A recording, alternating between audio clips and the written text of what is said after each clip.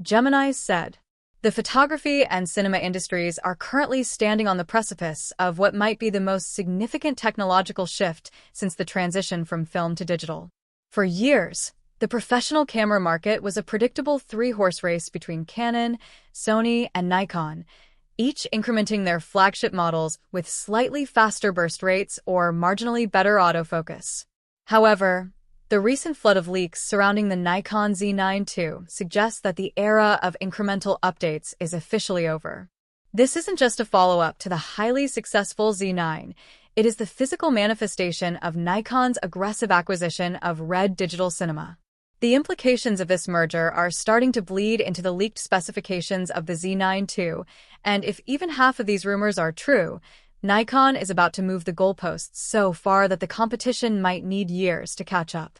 To understand why the Z9 II is being called a system killer, we have to look at the philosophy behind its engineering.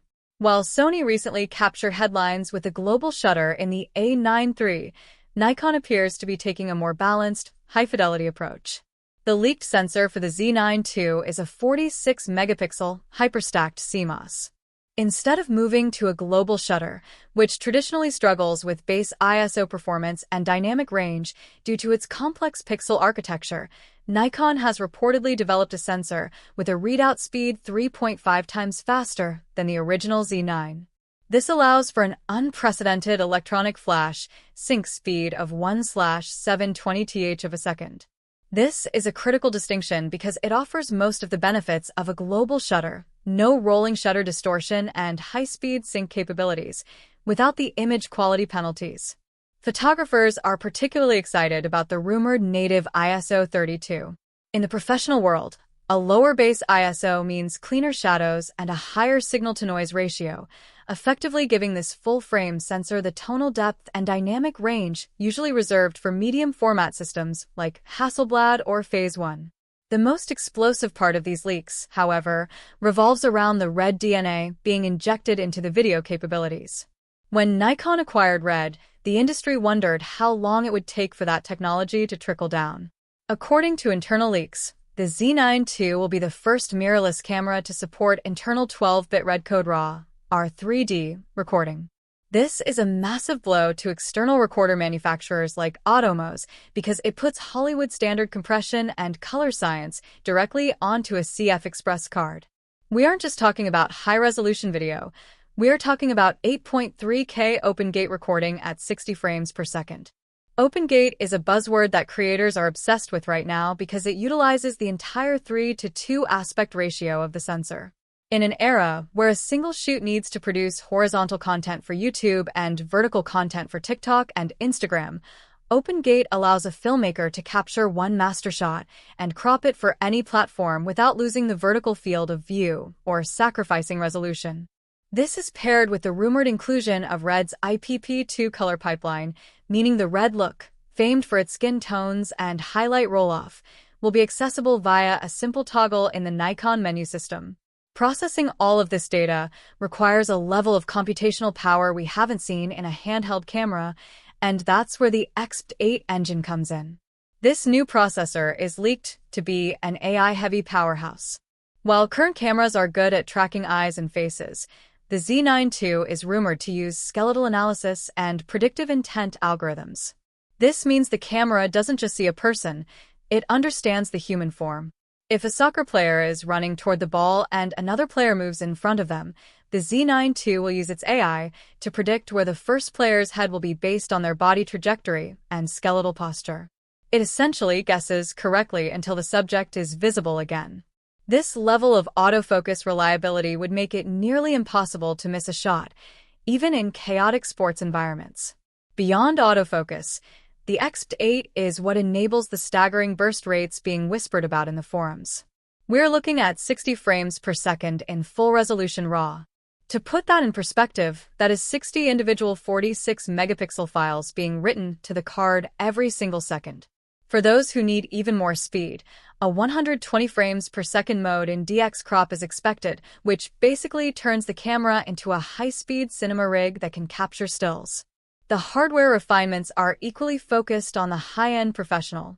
The original Z9 was praised for its build quality, but criticized for its somewhat dated electronic viewfinder. The Mark II leaks suggest a 5.76 million EVF with a refresh rate that can hit 240 Hz, eliminating any sense of digital lag and providing a brightness level that makes it usable even in the high noon sun of a desert shoot. There is also talk of a dual logic interface. This would be a physical switch that flips the entire operating system of the camera. In stills mode, you get the classic Nikon professional layout. Flip it to video mode, and the screen transforms into a RED-style cinema interface, complete with shutter angle, false color, and waveforms. This solves one of the biggest complaints professional cinematographers have with hybrid cameras. The menus are usually designed for photographers and are frustrating to navigate during a film shoot. By giving the Z9 II a split personality, Nikon is signaling that they want this camera on cinema sets just as much as they want it on the sidelines of the Olympics. Speaking of the Olympics, the timeline for this camera's release is a point of heavy speculation. Initially, many hoped for a 2025 launch, but the latest intelligence suggests a delay into mid to late 2026. This delay isn't due to failure, it's due to the complexity of the RED integration. Merging two entirely different software architectures, Nikon's EXPEED and RED's proprietary compression, is a monumental task. Nikon is reportedly taking the Apple approach, refusing to release the product until the ecosystem is seamless.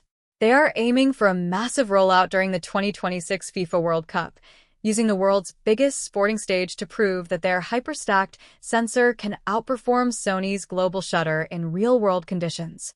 This delay also allows Nikon to wait for the mass adoption of CF Express 4.0 cards. The data rates required for 8K REDCODE RAW and 60 frames per second RAW bursts would melt current generation media. By launching in 2026, they ensure that the necessary storage and computing infrastructure are ready to handle the beast they've built. Financially, this puts Nikon in a very strong position. By targeting the $6,000 price point, they are undercutting dedicated cinema cameras while offering more features than the flagship stills cameras from Canon and Sony. For a production house, the Z9 II could replace both a high-end photography kit and a B-cam for cinema work, saving tens of thousands of dollars in the long run. There is even a rumor of 32-bit float audio being built directly into the body. This would be a game-changer for solo creators and documentary filmmakers. 32-bit float audio means the dynamic range of the sound is so wide that it is virtually impossible to clip or distort. You could record a whisper and a jet engine on the same setting and recover both perfectly in post-production.